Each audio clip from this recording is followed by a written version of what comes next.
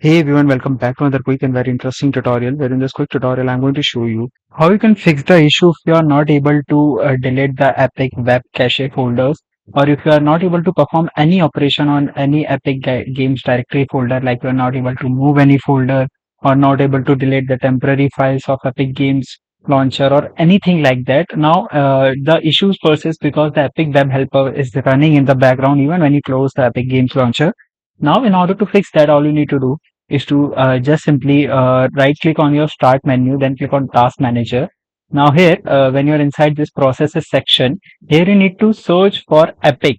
When you search for Epics, you'll find a list of all the processes named Epic Games Launcher or something related to Epic Games Launcher that are running in the background.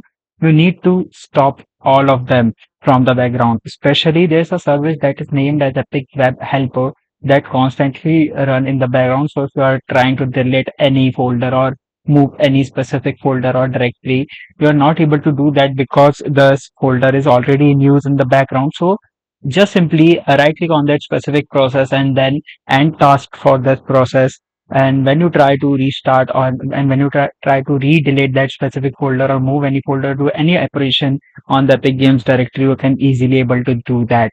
Alright, so that's it for this tutorial. I hope this video will be helpful for you. Make sure to hit the like button and subscribe button for more such helpful and interesting tutorials. See you in the next one. Take care.